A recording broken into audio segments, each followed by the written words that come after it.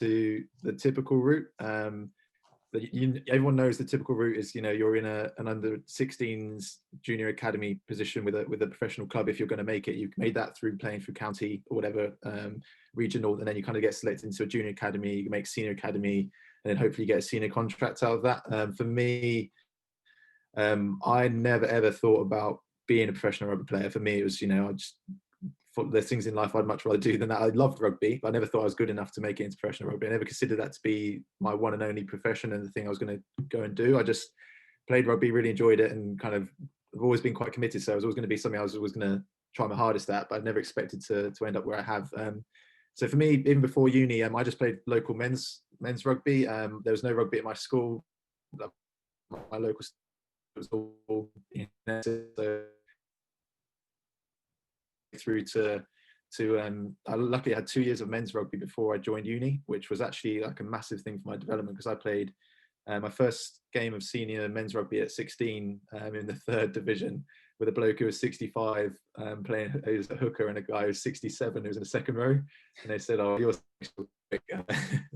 But from there it kind of the playing in the senior men's rugby was probably, if anything, more of a eye-opener into the social side of rugby than it was into the game. I learned a lot with my game, but I also learned a lot about drinking games and things like that. And I'm sure, as you boys all know, on Wednesday night, it's that kind of stuff is what really makes the team. But so for me, coming into university, I actually I had a year, I did a gap year, so I actually went to New Zealand for a year, which was another kind of positive step for my development. And I played rugby out there, and again, it was much more like a club focus than anything performance related for me. It was kind of like a social opportunity to kind of, really mix in with some guys out there. And it's quite a different club environment in New Zealand, because you're training with the pros the whole way through. Even though you play for your local club, the pros will have to play for their club before they can make the Mitre 10. So a lot of the time you're playing with really high quality, even though I was just playing for my 2nd division local club. So when I rocked up to university, I'm sure that is some of you guys go. Some guys who've got a rugby pedigree, they normally let the uni know beforehand, and they say, "Oh, I'm coming on. I'd like to play some decent rugby." So for me, I just rocked up for freshers trials, and I was probably 91 kilos, dripping wet, 6'6". I had the frame, but I had very little weight behind me. And I guess like freshers week and everything like that, I wasn't exactly focusing on the gym or anything along those sorts of lines. But yeah, came in, did the freshers trials, and there was a couple of us that kind of came in through that route that hadn't really kind of announced themselves at the club, and they obviously saw some potential in a few of us, which was quite good. So I think quite early on, I think I played 1 or 2 games from the second 15. I think we went over to Swansea for my first game for UBRFC, and I'd never been to Wales before, and I remember driving over there. It rained the whole way there. We got there about 10 minutes before kickoff, off the bus. Soggiest game, one of the soggiest games I've ever played. And I thought, oh, here we go. This is what this is going to be about. This is going to be good fun. But luckily for me, we had a really good senior group in my first year, and like they kind of were really good at integrating a lot of the young guys. And I'm sure as a club, it's something that UBRFC has always been proud of, is that the senior guys really lead things, and the platform they set for welcoming everyone's like it makes things quite easy as a fresher. And I was really fortunate enough. I think I played maybe 2 games for the 2s, and then I got invited to play for the 1s. So my first year, I played for the firsts quite a few times, and it was kind of a real eye-opener for me, because I started to realise that there's a program here in place, and there's an opportunity here that if you put the time and commitment into this, then I can really develop my game quite quickly. And I think the reason that was there for me was because the facilities were there. There was a bit of a nutrition plan was there. The gym was there, and for me, obviously, when you're studying, you've got time management's kind of quite a thing that's kind of given up to you a lot of the time. You've got the certain lectures and tutorials you've got to meet, but as long as you can get your reading around certain times, there was all this time in my schedule that I could actually put into developing myself in rugby. So I was like, oh, okay, well, I'm 92 or 3 kilos at this point. It's like, if I want to be good, I'm definitely have to put on some weight. So I think first real exposure to some guys who played professional rugby as well, because there were some guys in that team who were in and out of making English students. The coaches at the time had come out of professional rugby. So all of a sudden I kind of realized, like, well, at least I really enjoy playing for the club. I'm going to, why not give it a crack, and I've got loads of time in my uni, why not just try and be as good a rugby player as I can in this time. And so that was when I was like, okay, right, I'm going to put some effort into myself physically here, and just throw myself at rugby because I really am loving it, and it's great. So I think through that first year, it was kind of a bit of an eye opener that I need to put some weight on. I think it was over that summer.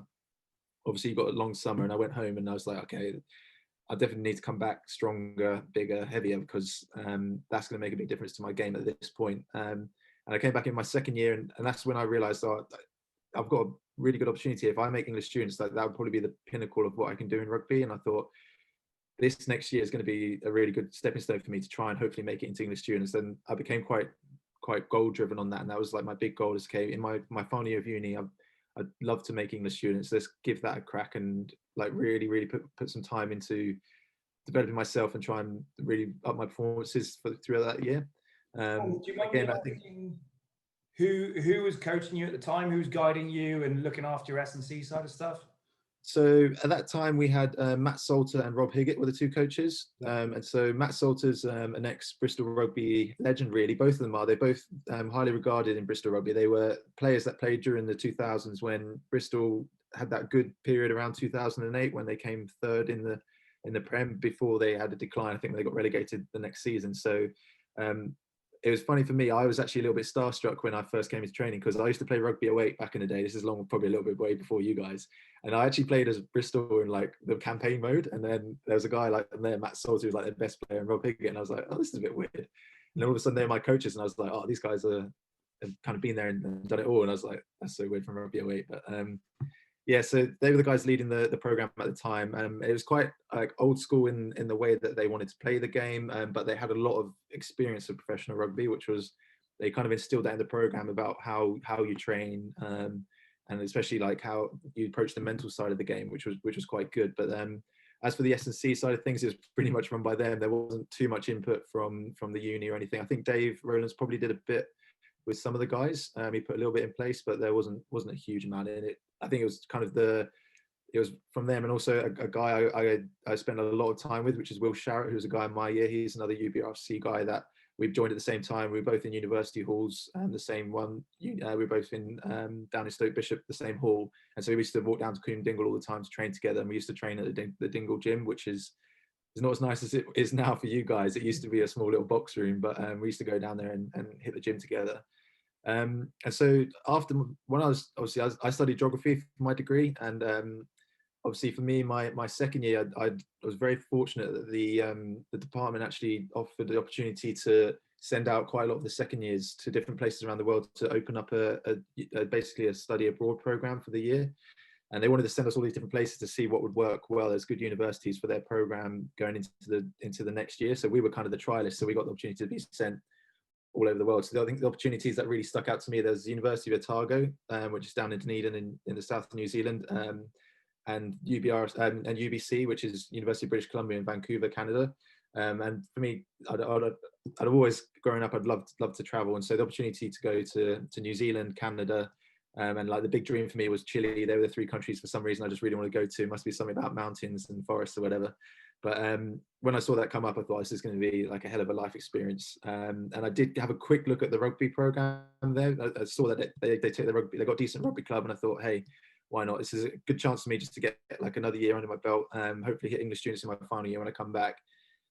So after my second year, I flew out to Vancouver, and I let the rugby club know in advance that I'd be keen to play for them. And I turned up, and I was not expecting much because, you know, the standard of rugby in Canada is not anything that we really know too much about. I can remember in the 2011 World Cup watching them play, and I thought, well, they got a couple of good players, but they got kind of spanked by most teams in that tournament. And I thought I wasn't expecting rugby there to be as kind of, I was actually pretty shocked when I got there how good the facilities were, how good the program was.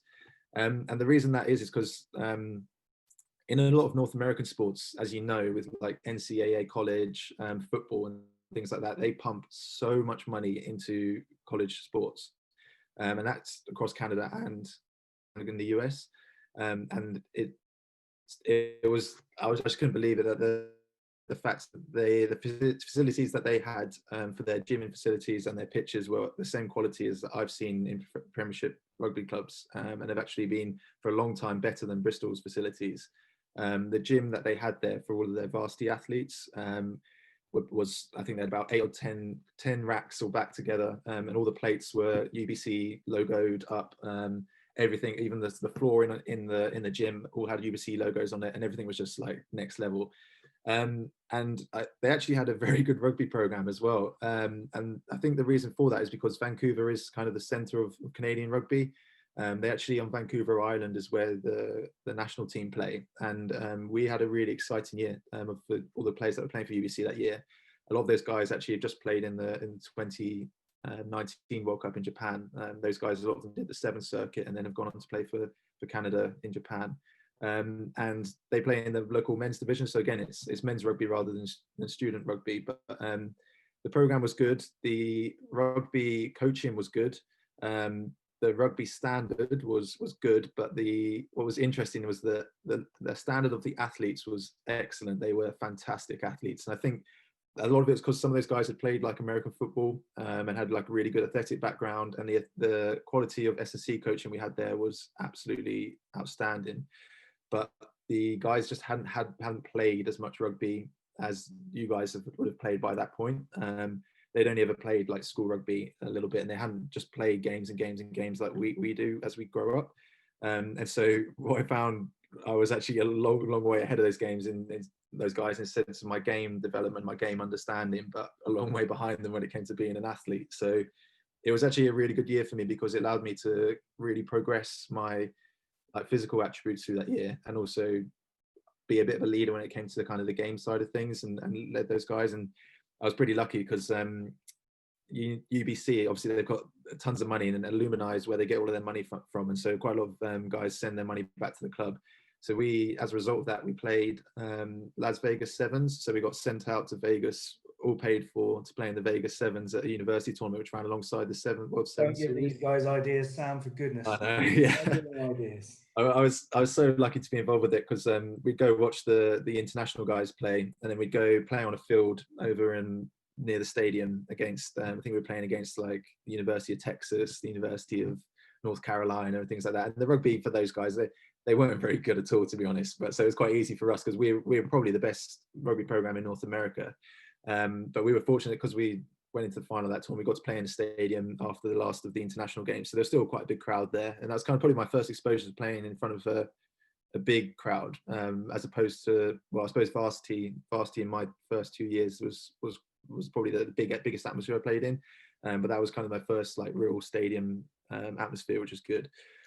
So that whole year itself was great for my development, and I knew going into that year, when I realized the rugby program was good, it's like this year is going to be like huge for me if I want to make English students. I was so driven, like English students is what I want to make. That's going to be the pinnacle of my rugby career. I just want to get a cap for English students. It's going to be awesome. And so I went about making sure that I just didn't do just the physical program there. I was making sure I do quite a lot of on top extras. And so I actually really pushed myself that year. Like I think the training program was training Tuesday, Thursday nights, games Saturday, and then the S&C program was Monday afternoons, weight sessions, Wednesday afternoon weight sessions, and then I also ran in on top of that. I made sure I was doing 2 conditioning sessions by myself as well. So I really made sure I was going to be like the fittest I could be, because at the end of the day, for me, I always thought I can push myself physically as far as I want. That's just a mental decision. That's quite easy.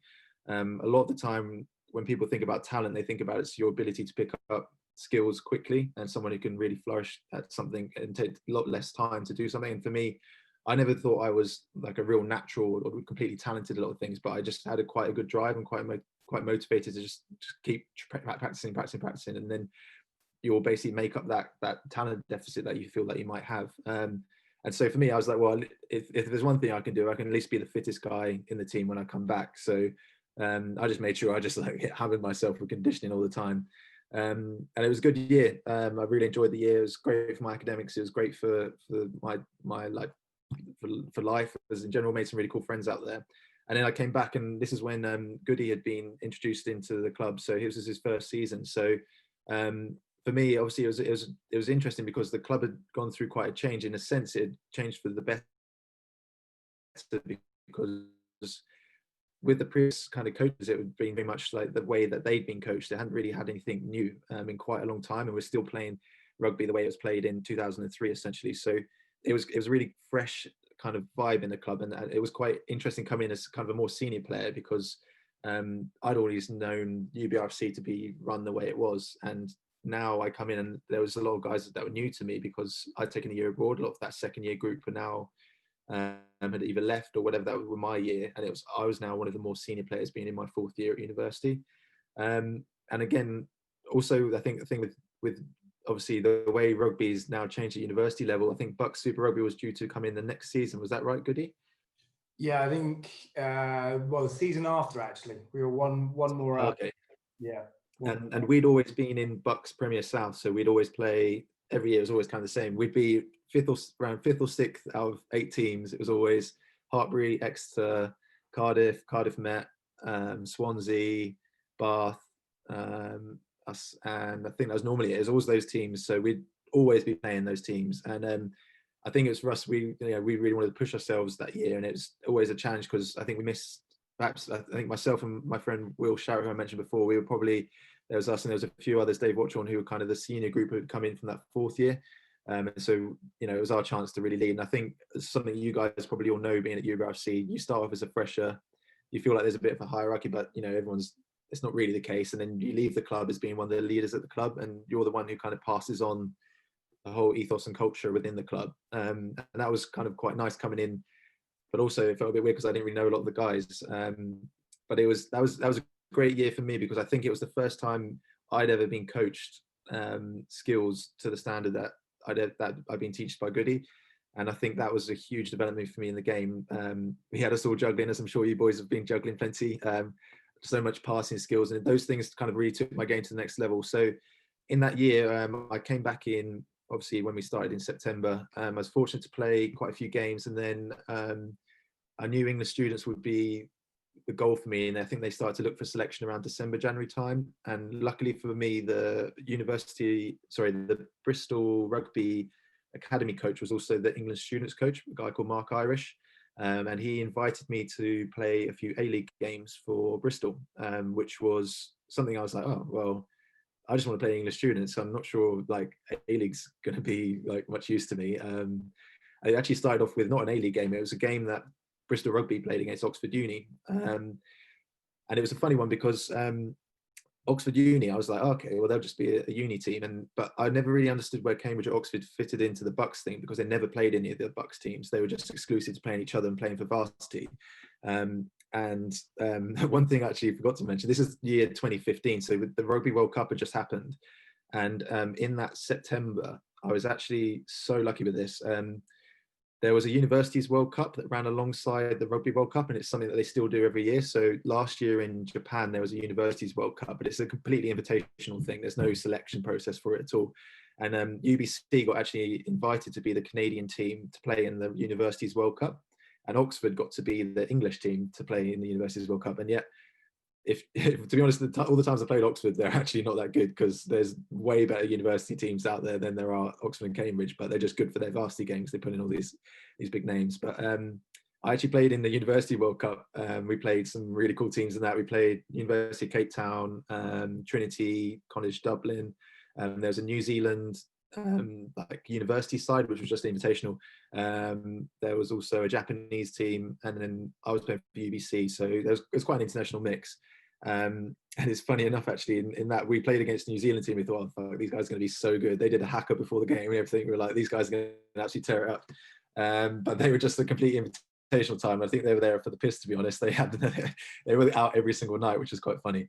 But they weren't very good. But we actually made the final. We beat Oxford as UBC, as our Canadian team. So I think that actually kind of that pays respect to the North American university system, in fact, that they beat a team that would be expect Oxford to roll like a North American team, but we beat them, and then we lost to University of Cape Town in the semi-final. And Cape Town were next level. They were, a lot of those guys are basically professional rugby players now, and they were enormous at the time, and just incredible athletes. So anyway, go back into my final year. Obviously, I had the chance to play for English students. Basically, came through about opportunity to play for Bristol Rugby. A good chat with first came in that, what's the goal? What are you about? What's it all going to be for this year? And I remember saying Goody, like, I've been driven to play English students. That's the goal for me throughout this year. And I think Goody, you know, he actually said, well, yes, English students is kind of the thing, but obviously you can develop your rugby quite a lot here. That you could go beyond that essentially if you wanted to. And I'd never ever considered that or thought about it. For me, I was just going to do my degree. No real plan for career after. Perhaps go and do a master's. Not really too sure. But that's when I think obviously the work I was doing with Goody at the time, I think he perhaps realised, you know, you can potentially go up another level here. And I think obviously with Iro as well, who's the guy from Bristol Rugby, that's how I kind of got that invitational invite to Bristol.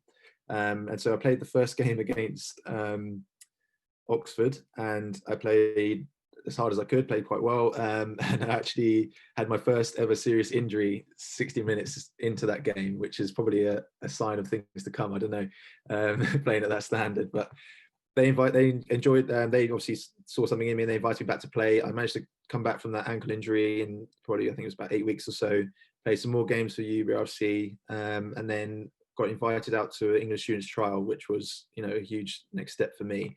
But actually, I think the biggest thing for my development at that time, I got the opportunity to play A-League for Bristol again in their winter fixtures, which run through December and January. And that's when I kind of like went into those games thinking, you know, this is the biggest opportunity in my life now. These games are huge, even though it's at Clifton in front of like quite a small crowd or anything. We're playing against like Exeter Chiefs, we're playing against Wasps, and we're playing with professionals. And I played as well as I could in those games, and thankfully I caught the eye of the academy manager in those games. And it was in I think it was the week between Christmas and New Year. They had a fixture, and that's when Mike Hall, who was the academy manager at the time of Bristol Rugby, he said, "Oh, we'd be keen to offer you an academy contract for next year," which was a bit of a shock to me. Like, I hadn't really thought of a plan for next year. I thought, oh, this is perfect, and why not give this a go for a year, and then if it doesn't work out, I'll just go and do a master's or whatever. So it's kind of like a gap year opportunity to try and do professional rugby.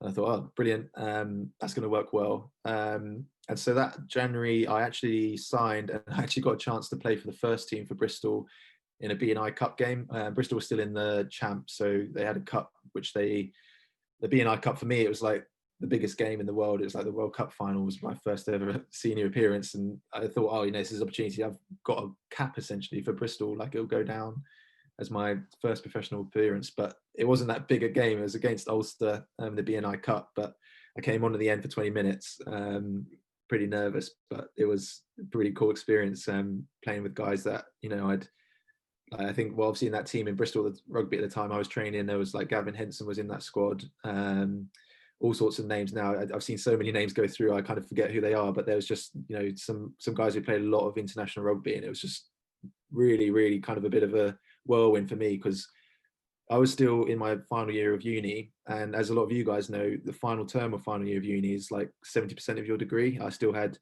dissertation due, all my exams that counted came down into my final term. So I was basically studying and then getting the bus out to Clifton Rugby when I wasn't studying to go train with the guys, and then get back on the bus and back to studying. So it was quite an intense period for me. But luckily, through playing A-League, and I think I didn't really play too many games for UBRFC because this time, because I was training a lot with Bristol Rugby, and luckily I managed to get the call up to English students, which was brilliant. So I was lucky that we played France and Ireland students in that year. And we went over to France and we went over to Dublin for the 2 games.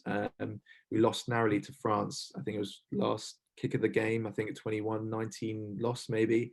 And then we put quite a lot of points on the Irish team over in Dublin.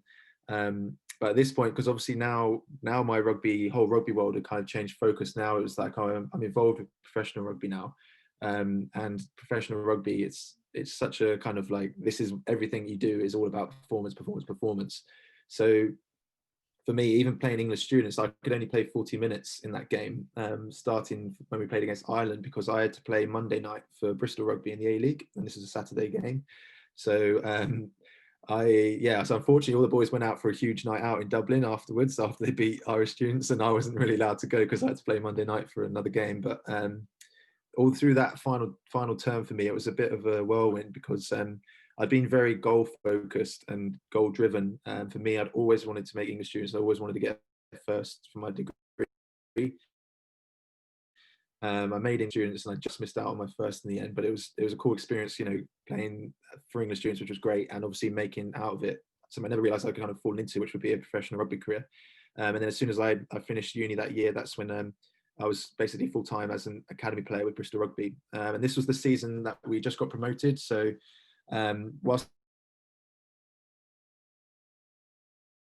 for Bristol Rugby, he actually blew out his ACL in the build up to the first semi-final of the championship, and so they actually needed me to come in and study and basically cover second row for the training sessions. But I had dissertation due and exams, so it was like that was a hectic period, just because of the amount of stuff I had to balance through time. Obviously, nutrition on top of that, gym on top of that. But luckily, the rugby club were quite. They were good in managing me, which was good. So they let me kind of crack on with uni where I needed to, because obviously it mattered so much that final term towards my degree. So we just got promoted. So Bristol Rugby, perennial losers for kind of, well, since 2008 through to 2016, they've always been struggling in the champ. Everyone expected them to come back up. I think they had one season where they were 8th in the champ, always make playoffs. And then 2 seasons they lost to Worcester and Exeter in the playoffs. And this was finally the chance that they'd come up. So I didn't know any better about professional rugby environments. And on reflection now, I can think back on that time and point out a lot of criticisms for it. But for me, it was just an incredible experience just to be a full-time athlete, training with guys who played, you know, fantastic careers behind them. A lot of them had played won premierships and things like that. So all of a sudden now I was a professional athlete, no longer a student. And through that year, we didn't play, Bristol Rugby weren't very good. We didn't play well. I think a lot of you might know that season. I think we won 3 games in total in the Prem. And my goal at that point was like, oh, okay, I'd love to play European rugby. That'd be great. I'm an academy player. They won't play me. Like I'd love to get a European Challenge Cup cap essentially, or play LD Cup. And then through that year, I realised, I've actually got a chance here. If like the way I'm training and playing in the A League, like I could get involved. I know it's the Prem, but also results aren't going that well in the Prem. And I think for a first year in professional rugby, you never expect to go through 3 directors of rugby and play. I think I played about 10 or 11 Premiership games. So it was a whirlwind of a year. It was personally for me, it was a fantastic experience, and I actually got really good exposure to playing against top guys. Played against Saracens that year, and I think they were stacked with all their British and Irish lions. So playing against Farrell, Watoje, Jamie George, etc., and that was like an incredible experience. And towards the end of that season, we had some really, really good games, pushing teams hard. And that was when we started off with Andy Robertson as director of rugby. He got sacked after 6 straight losses, I think, 7, 8 straight losses. There's some hilarious stories about that. He basically came in on the 6th game, and the club had a bit of a crisis meeting. He came in and he said, the board backed me. I'm here for another 2 years. I've extended my stay. Like, we're going to turn the season around. And then we lost that weekend, and the next weekend he was sacked. So like it was just a whirlwind of a year. Then Mark Tainton, who's a bit of a Bristol Rugby stalwart, he was the kicking coach. Somehow the kicking coach became the director of rugby for a period of games. And then Alan Solomons, who we had another crisis meeting. Alan Solomons came in, and the first thing he said, he brought the whole organisation together. So all of the staff, there's about 80 people in there, whole of the 50-man squad, 30 members of staff in there. And he said, right, first of all, I want to lay this down. Like, this is the way things will go from here. If you don't like swearing, you can fuck off, in a strong South African accent. So he was a total kind of change in leadership. And I think something I've really taken out of professional rugby is you see good and bad examples of leadership. There's a saying I really like, which is, if things are going well, look at the leadership. If things are going badly, look at the leadership. And I think that year it was such an exposure to different leadership styles and managing people and things like that. And it was so interesting. And unfortunately, we got relegated that season, but with the caveat that Pat Lamb was going to be coming in to kind of build Bristol Rugby up to be with a vision, which was something the club hadn't really had. And so after getting relegated, for me, obviously a lot of guys, it was a real bitter feeling, but for me, I was just stoked to have played 10 games in the Premiership in my first season. But obviously I think I was probably being a little bit selfish with that, in the fact that the club wasn't achieving anything that it planned to achieve. So when Pat came in at the start of that year, it was a real kind of fresh start for the club. And I think he was very, very keen to lay out a long-term goal and a long-term vision and make sure everyone is on page with that. Something Pat really likes to use analogy is like there's a bus and the bus is going on a journey. That bus is Bristol Bears. The journey, the vision for us is to inspire our community through rugby success. That gets drilled into everyone. That's what we want to do. The vision for that was there was a 5-year plan. By the end of that 5-year plan, we're going to be dominating Champions Cup rugby. If you're the right person, that's where you want to go. You're on this bus. If you're not the right person, you're off the bus. And it's all about getting everyone on the bus and getting them sitting in the right seats. So that's the analogy he likes to use. So there was a lot of change, and it was really interesting to see how culture for him, how he wants to run a culture within a team and seeing that team environment. And obviously the club went through quite a lot of change in personnel through that year, and I was lucky because I'd played a lot of Premiership the year before and was like a young and up and coming player that I got to play nearly every game in the Championship that season, which was great. So Pat trusted me and he saw a future in me, which was great. And so I played nearly every game that season, which was great. And again, we as a club started to rebuild. I think you'd probably say in that year, the way we played was totally fresh.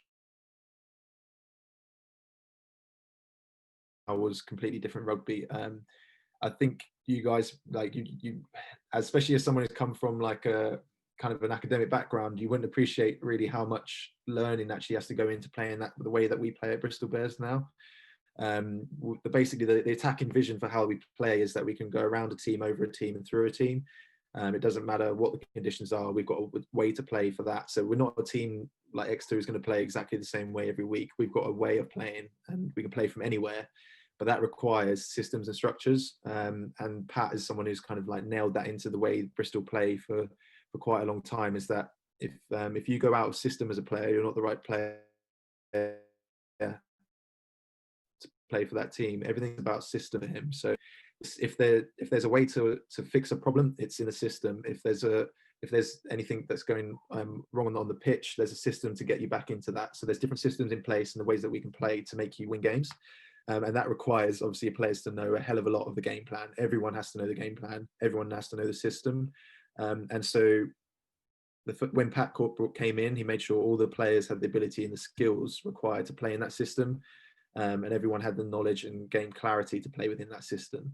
And you might think, oh, okay, systems and structure doesn't give you the freedom of expression as a rugby player. But the way Pat sees it is that you can express yourself within the system. And when you watch Bristol play now, you think, oh, it's very free-flowing rugby. They can attack from anywhere, but it's actually very regimented what we're doing on the field. There's a line you need to be running at every single set play. It's not just jouet. It's you're hitting a certain line of certain things, and decisions are made within that structure. You'll see that if the nine's scooting to run, especially on like one of our phase play structures, he's got 3 options ahead of him, and he's got to pick the right one within the system. And the guys are running off that. They're the ones who are basically providing the opportunity for him to hit a hole, hit a pass, hit a kick. And so it was just a fresh, completely change to how I'd been coached, but probably previous to that with Andy Robinson and with Alan Solomons. For them, it was, you play a territory game, gain line game, you win the physical battle, and that's it. All of a sudden with Pat, it was the physical parts, the bottom of the pyramid. You've got a tactical game on top of that, and you've got technical skills on top of that. And the physical is like a non-negotiable. You always bring that, but you need to have a tactical game. You need to have a technical game. And so throughout that year, I played a lot of Championship rugby. We got promoted back into the Prem. And that's when my body really started to struggle. I had quite a few injuries through that year. So I only played maybe, I think, 1 or 2 Prem games. I played a lot. And I started to have real struggle with my knees. Patellar tendonitis, which is overuse of the tendon. And it starts to tear a little bit. And both my knees were really struggling. So I didn't play a huge amount of rugby. And then I got the opportunity to be on the bench against Exeter. And then that week I bulged a disc in my back, front squatting, which wasn't great. So again, it put me out for the remainder of that season. And then it was in the pre-season for this last season, which we just finished, which seemed to be the longest season ever due to COVID. That's when I knew I was really struggling. Like I knew I couldn't run pain-free. I couldn't move that well. And I was thinking, I'm not sure if I can't fix this myself, or the way the club's going about trying to fix this for me. Like I'm not going to play professional rugby because I can't run. That's when, thankfully, like Pat pulled me up for a meeting and he said that injury was in your contract. So if you're injured for more than 9 months, then you're basically, you can be. Hello? Yeah, we got you again, mate. Oh, sorry about that. Did my internet drop? I think so. Sorry, boys. We got you. So where we last you left off really was just talking about Pat, obviously, and then you got your injuries, and really where you are now in terms of the contract conversation you were having with Pat.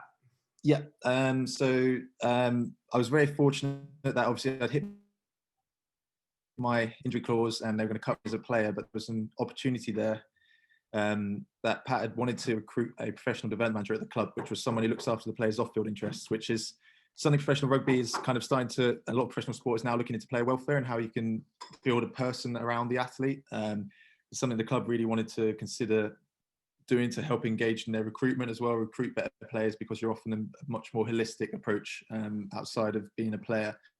And so luckily for me, he said, I think you're the kind of person that'd be great for this role. And also with the type of injuries you've got, you just need to take a break and there's a potential for you to come back into playing within the next year or two. So that's when I've taken up this role and I've just got back into training, which has been great. The last 3 months I've been doing both training with the squad. So it's been quite fun. I've been playing as the opposition for all of the last Prem games in training, which has been great.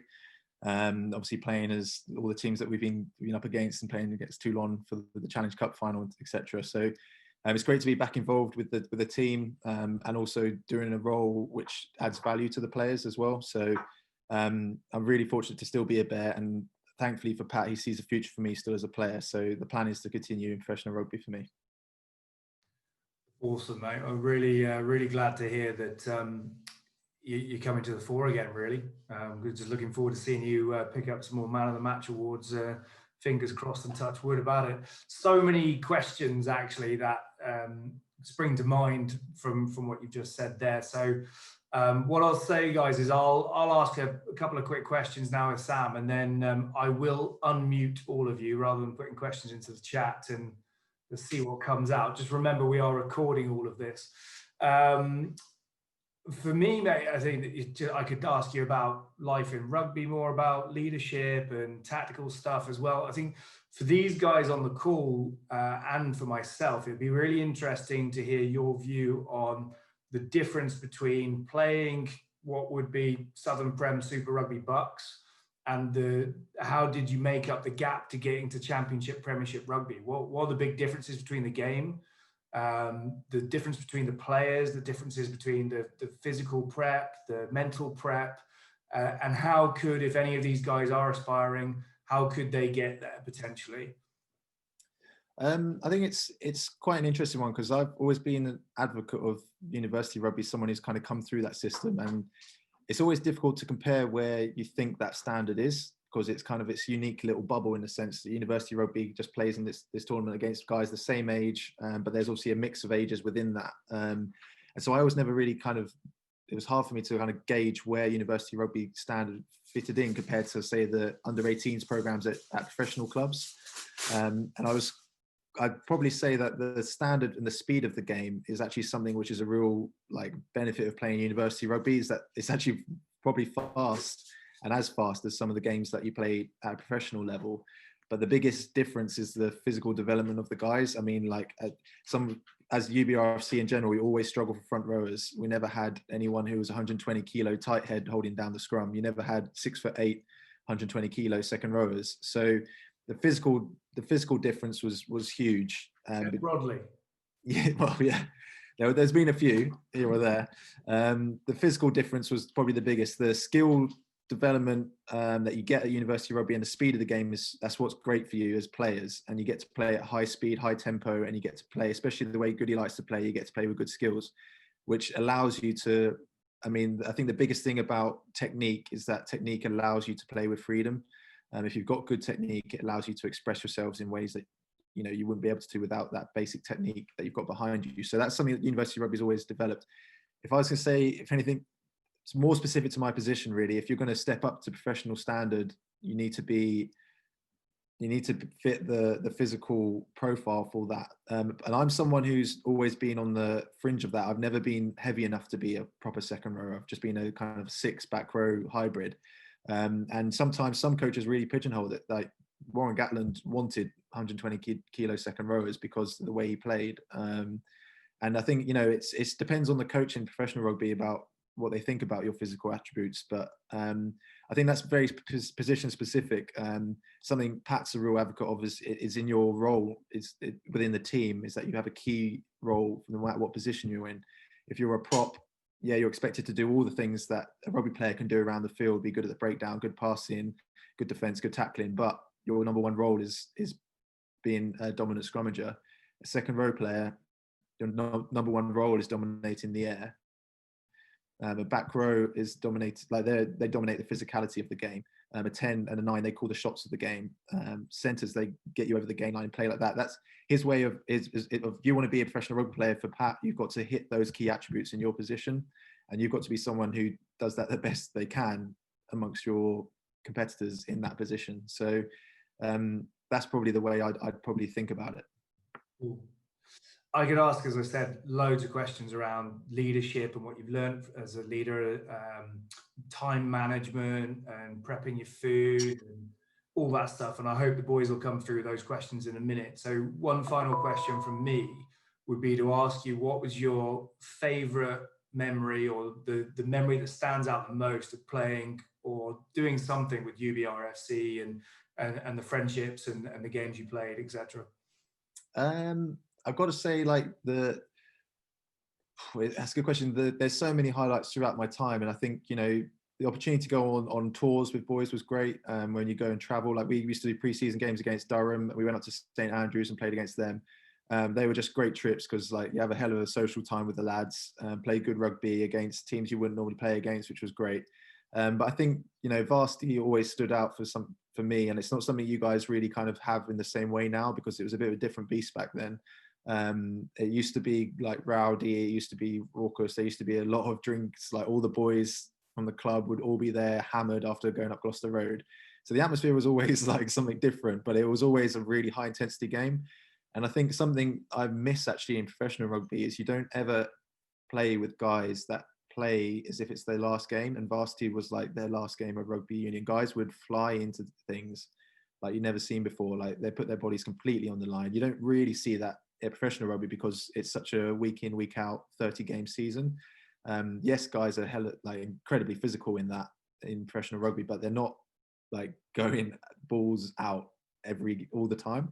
And I think that's something that varsity I just loved, because, you know, it was guys they were putting everything they could into those games, and just to do one over your local rival, which was always weird. So yeah, probably varsity, I'd say. Love it. Love it. I miss those games as well. I do miss it. I didn't miss the actual day in the game because you all played terribly on the day. Yeah. Rubbish games. Yeah, rubbish. Yeah. But the occasion was fantastic. Yeah. Right, guys, you should all be able to unmute. So it's a bit of a lottery here. I will go to Gabba and Hal to do a test run if I can, lads. To be able to unmute yourself and fire a question over to Sam. Can I not go first? Because I got to go in a minute. Yeah, you go for it, Slimmy. Go on. Right. Okay. Sam, you said, just got shushed. You said loads of wonderful things about Goody, and I loved it. And I was just wondering, how much did he pay you? There's no fee there, just a bit of love. That was all. Yeah. Oh, all right. And then the next one is, during it, I actually sent Salts a photo of you talking. Oh, did you? Yeah. He described you as, you're an awesome bloke, proper nice man, but tough as fuck. I suppose that's actually quite coming from him. Being Is that how you would describe yourself? I guess, like, if you actually delve into a little bit deep about the tougher side of things, like being mentally tough is kind of, in a way, it's like a decision in a lot of ways. And I always thought that's like something that I've been good at. Like, you can just try as hard as you can with stuff and throw yourself at it. It doesn't require any talent, does it? Like, being tough. So yeah, why not? Love it. I wish we had some tough UBRFC people. Next question then for Sam. I'll go, if it's all right. Me and Gab were just talking. We were saying, if you're someone who's like gone through university rugby and you haven't caught the eye of a Bristol like you did come your third year, do you think there's a realistic route to go into professional rugby through Nat 1, Nat 2, etc.? Or realistically, like in an honest conversation, if you haven't made it by then, are you probably done? Good question. So COVID has changed the landscape of professional rugby massively now. The championship season is the route that a lot of university guys go into, and they play championship rugby. Now, obviously, like getting into a championship club in itself is the first thing. You need to, if you're not going to be any interest from a premiership club, then championship rugby is a great like opportunity to show yourself. And previously to a pre-COVID world, championship rugby would recruit a lot of guys from the premiership would have come through championship systems. And I played with a lot of guys in my inner students team who now are professionals in a championship, and some of them have gone on to play in premiership teams.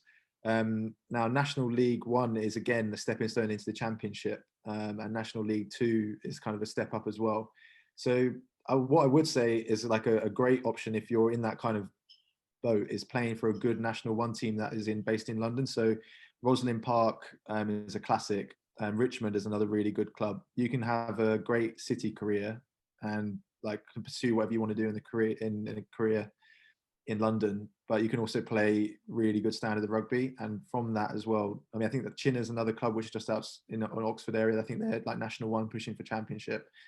Before COVID has kind of struck the championship down and all the funding is being withdrawn out of the championship, there was a lot of really good rugby players at Rosslyn Park. And those guys, some of them were the other way. They were premiership players who didn't want to commit to being a pro rugby player and all of the challenges that come with it, but wanted to pursue a career. And so you'd have some guys there who were, 23-year-old, 24-year-old academy rejects, but the club had helped them find a great job in the city and they played for them. So I'd say there's definitely look at those clubs which can offer you a career opportunity as well as decent rugby. Love it. Thanks. Next question. First one up. Go for it. Hi Sam, thanks a lot for talking to us. Just on the injuries, obviously you've been quite unlucky throughout your career. Do you have any advice on, especially when you first get injured, sort of the best way to deal with it? Do you recommend taking some time out, or is it straight back onto the rehab for you? Just in general, how do you deal with that side of things mentally? Yeah, it's a real mental roller coaster a lot of time. You have that initial disappointment of getting injured. Sometimes that disappointment can even be tinged with a bit of a tiny hint of relief even. You think, whilst this has happened to me, like this is the break that I've got an opportunity here to maybe take a step back from that relentlessness of it all, especially in the professional environment. But a lot of the time you get this real roller coaster of really disappointed, you're going to miss out for quite a long time. And now you're going to have to face quite a lot of rehab and it's a pretty shit time. But the way that you deal with that kind of changes quite quickly, or it did for me, was that, yes, I'm on that long road to injury again. But this is an opportunity now. Like this is your chance to build all of those things around you that you couldn't do whilst you were playing week in, week out. And it's just thinking about, okay, yeah, I'm injured, but now's a chance. I've got way more free time to work on a certain skill. Yeah, I might not be able to use my left leg because it's in a cast or whatever, but that means I can still do my stationary passing or whatever on this. I can build my robustness around my neck or whatever. I can do little neck exercises to build that neck strength. I can work on all those small little bits that you wouldn't be able to do just to make yourself better for when you come back. It's just about framing it in your mind, just making it, okay, this is an opportunity. It's not a challenge. It's a challenge as it is, but this is a real opportunity for me to get better. And that's the best way I can say to frame it, really. Good advice. Good advice. Next question, chaps. Hi, Sam. My question's more about nutrition. At uni, obviously, it's a lot harder to get in the right nutrition, time-wise as well. So I was just wondering how you balance that. This is a good one for me because this is probably the biggest thing that I struggle with, being 91 kilos and having to be 115 kilos, was nutrition. And I was quite lucky that I lived with my uni mate, Will Sharrett. So any of you boys that live in a uni house, you've got a bit of an advantage here because he was great at meal prep, and he was the first person who introduced me to meal prep, and he'd lay out a plan for his week in how he's going to eat, and he'd box it all up, cook it in one go, and he'd take it into uni with him, so that whenever he was in between lectures, he'd have a little Tupperware that he could basically dish out, and he'd have a chicken breast in it, he'd have some sweet potato, whatever, he'd get his carb, he'd get his protein. And for me beforehand, I was like, oh, geez, that's revolutionary. I used to go down to Sainsbury's on the Triangle and just bang in a meal deal. I was like, God, that's next level. And so like, that's, I think like the thing is like, you've got to be regimented in everything. Like if you want to make progress in things like that. And his mindset around nutrition was something that like, I need to be able to do this if I'm going to take my game to the next level. And for me, that was the hardest challenge of being a professional athlete, because I went straight in 100 kilos and they needed me to be 112. So like, I had a long way to go putting weight on. But yeah, it's just all about, again, be professional with your mindset. You know your time's going to be tight. What can you do to make that easier for yourself? Sam, when did you make the big jump in weight gain? Was that your first year with Andy Robinson at the Bristol Bears? Yeah, it was in my pre-season. So I'd come in at 100 kilos and obviously need to be 112 if I was going to be realistically selected. So I had 3 months to put on 12 kilos. So that's basically a kilo a week. And the nutrition was basically eat like hell. It wasn't particularly scientific. It was basically your calorie. It's as simple as like your conservation of mass, what goes in, you can't burn more than what goes in. So I had to just fire in huge amounts of calories. So like the typical meal plan for a weight gain at that time is 4,500 calories a day. The easy way to think about it is that for every kilogram of body mass you've got, you need to have 4 grams of carb, you need to have 2 grams of protein for that. So that means obviously in a day, that means you need 400 grams of carb and about 200 grams of protein. And I was doing that, and then the nutritionist would say eat a cheesecake a day as well, because if you do that, you're going to definitely get the calories. So I was actually smashing in cheesecake all through that time, and because it was just relentless physical, like that preseason was tough. I wasn't really putting on much body fat, but I was putting on the weight, which was great. So I actually managed to get to 112 in 3 months. I put on 12 kilos. There's a good story that goes with that around your yo-yo test or the bleep test as well, isn't there? Didn't you win it? Yeah, well, so like I said, like for me, fitness has always been like a decision. It's something doesn't require any talent for fitness. And so that off season, I was like, okay, oh my God, I'm going into professional rugby. I need to, like, these guys are going to be the best athletes in the world. I need to get myself fit. Obviously university rugby as well was quick. So I was probably actually really fit from the university rugby, but obviously these guys are also 10 kilos heavier, 20 kilos heavier than me. So I actually had a bit of a distinct advantage, but that pre-season, I just did as much fitness as I could. And I came in and we had a yo-yo test and I actually won it, which was great. It was quite a good marker. And I think the coaching staff got a lot of respect for me out of that. Actually, they even offered me a contract extension based off my yo-yo, which is like ridiculous. But yeah, I just came in and tried to be as fit as I could. And then testament to you though and hard work, and slightly embarrassing for a group of professional athletes. So yeah, bear in mind I was 100 kilos and I need to put on 12. So when I ran it when I was 12 kilos heavier, I wasn't as quick. So you got another question, gents? I've got a quick one that I think quite a few people are probably wondering, kind of gym based. What kind of numbers are thrown around by like your prime second row, back row prop? It's interesting because obviously like the numbers you want to know, and you think about the freaks that we've got in the gym, and like their numbers are ridiculous. So I'll give you some of the freak examples. So I mean, you can probably see if you follow Max Laheath on Instagram, he is one of the strongest like guys I've met. He was benching 200 for 2 or 3, I think, last week, which is ridiculous. Him and Jonathan are the 2 biggest benchers in the club. Squats wise, he'll be up there. He can squat 230-ish. But we've had some wingers and some backs that can actually squat heavy as well. But they're just the athletic freaks. And also you've got to understand that training age is a big part of that. If you're gymming in a decent program, like for me, like I'm finding now I'm kind of 4 or 5 years into training like 3 or 4 times a week. Your training age makes a big difference to your ability to lift heavy numbers. So for me, like that's kind of like my bench is like incrementally growing year on year on year, but that's just because you're training so much with time, it's going to go up. But as for like the bog standard rugby player, I'd say like you typically see them benching For forwards, like 120 on the bar. For 5 would be kind of a standard rep range. Squatting, boys would normally squat around like 140, 150. So it's not like mental. And then obviously for us, weighted chin, they're like your big 3 lifts. Weighted chin would be quite common for the boys. Normally do 5 reps with like 10 to 20 kilos on them. That's the forwards. I don't really know for the backs. We never gym with the backs. So yeah, that's your typical numbers really. In terms of, with all the training, all the eating, the crazy schedule, etc., that you went through with moving from university into pro rugby, how did you go about managing your time effectively when you're at university? Did somebody help you? Did you just set out a plan? Did you look at it from a year or just a week at a time?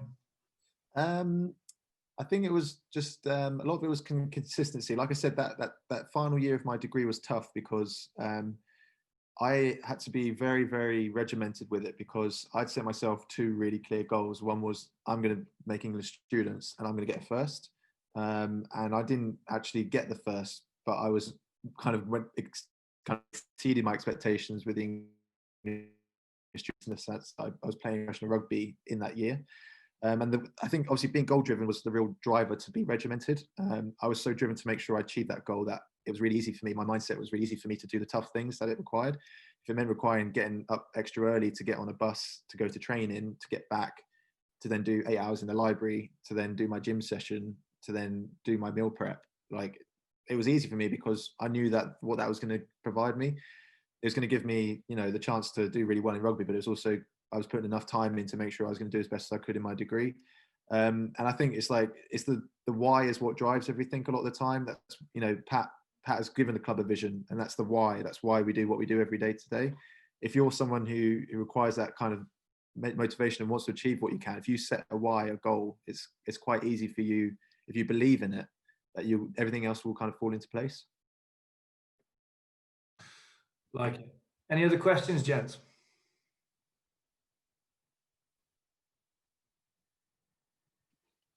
I'll ask another one if I can.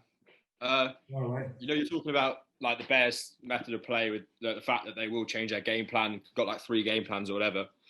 What would be like your answer as a Bristol Bears player to someone that said, why not just play like Exeter? Although it's really boring, they do just win. Like how will Bristol's method eventually overcome that in like your eyes? Well, we beat them down in Exeter this last year, didn't we? So we've got a game plan that we can play any team and beat them. And yes, Exeter is a good example of, very good coaching, good leadership. Everyone's got a very clear clarity on what they want to achieve. And they stick to it and they do it. Do I think Exeter would beat the Crusaders? I don't know. That's a good question. Like, are they the best club in world rugby? Who knows? It's a tough question. They've obviously now got to that point where they can play that way and they can dominate Champions Cup. For the last 4 or 5 years, they came unstuck in the Champions Cup. They couldn't get that over the line. And I think they've now had the time with their player base to just, everyone can fit into that system. Like they've got a huge squad now with internationals missing that can do a job there as well. For us, we're so much more reliant on, and in a way it's kind of like Pat is such a huge dominating figure in the way the club's run and his decisions around game plan that for us, we change things so much week to week. All of our strike plays are new, well, not new, but we've got a huge list of different plays that we'll run each week, with decisions around our exit game will change week to week. And that's because you know what's coming with Exeter. And as a result, you can sort of plan for that. But you don't want, we're a team that, you don't want a team to guess what we're going to be doing that week. We're the ones who can change what we do. And that requires players who are going to be coachable, which is the biggest thing. Like if you're going to coach a team to completely change how they can play in 1 week, then you need coachable players. Nice, thanks. Sam, in terms of your growth as a person off the field, in terms of personal attributes, what do you think, being part of UBRFC and going to university gave you? Was it more about confidence and social skills and leadership, that sort of stuff? Yeah, I think it's a mix of everything, isn't it? Like even just the social side of it, away from the performance aspect of it, it's a great mix really, because you get such a good social side with the club in that, but you've also got the performance aspect as well. And now I'm now in an environment which is all performance based. Yes, we've got a good culture and socially, etc., but you don't have as much fun in a performance based environment as you do as that hybrid mix you get at university.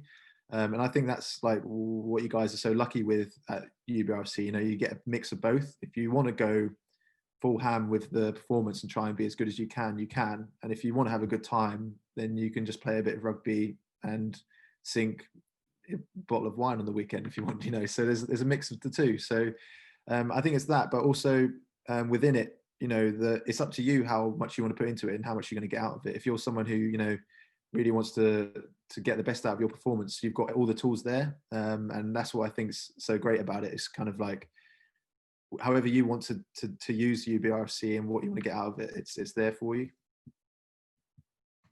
Yeah, I guess that's what we're trying to set it up as the best rugby club in the country, and be able to support these guys in becoming well-rounded people. If there was any particular bit of advice you would give these guys, I mean, obviously, especially the third and fourth years you're about to leave, but also there's a few first and second years in here now, what advice would you give them about surviving uni, succeeding through uni, but also then the next steps into the big bad world? I think it sounds a bit corny, but like perhaps find is like what drives you, like find your why.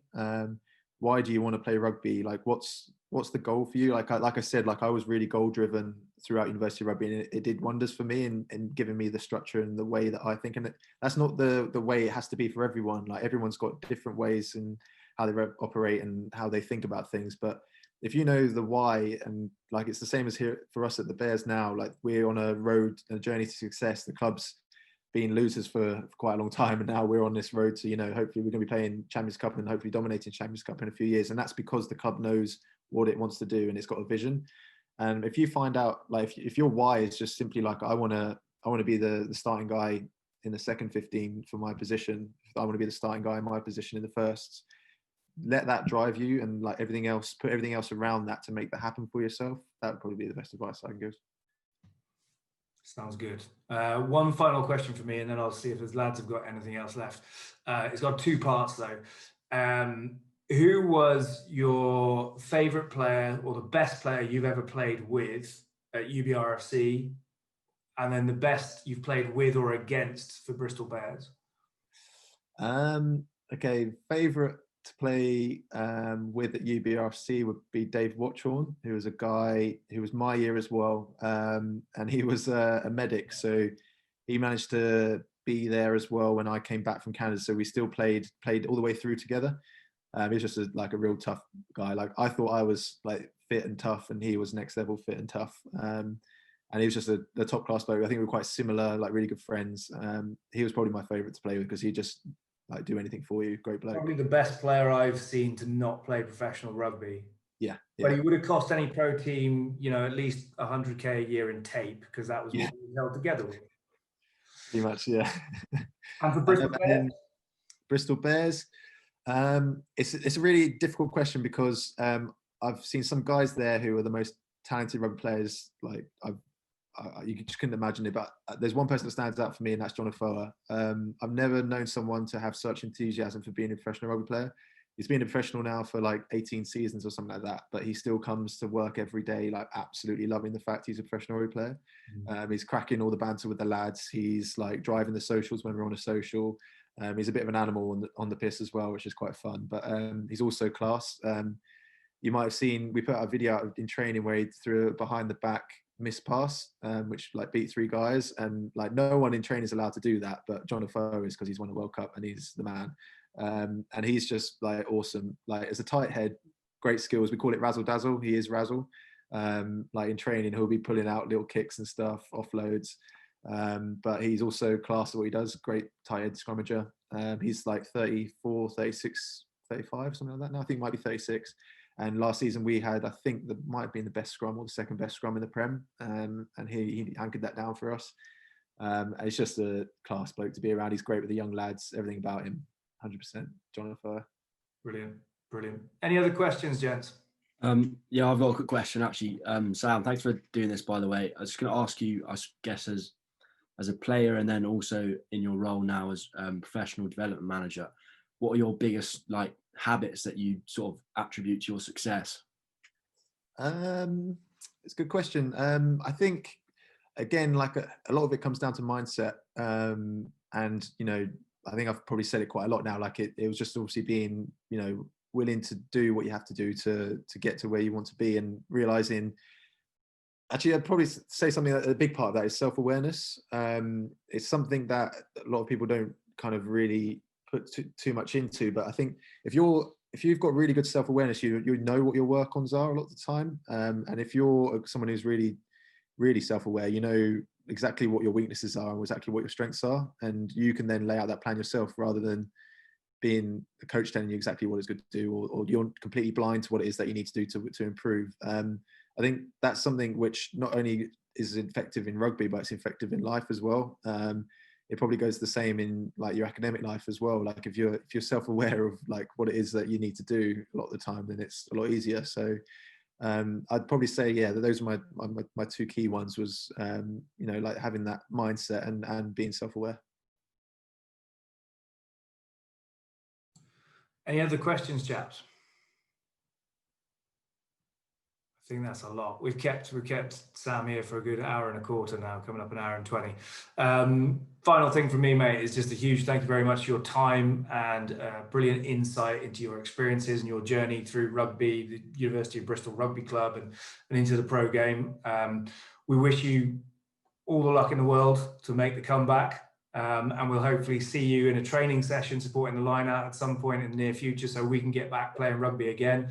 I know Hal Rose and the boys there would certainly appreciate the help and advice.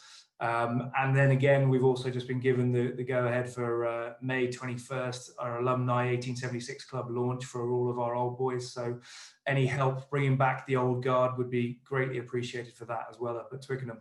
Yeah. Cheers, Goody. Also, I'm still eligible, by the way, if you want me to pull me on the UBRFC shirt. I'm still doing my masters, so if you want me there, then I'll probably get another game out of you if you want. Absolutely. You want inside centre or outside centre? Put me on the wing, mate. Done. All right, mate, we'll leave it there. Thanks ever so much. Thanks so much, Sam. Cheers, Sam. Thanks a lot. Cheers. Thank you. Cheers. Thank you, Sam. Bye.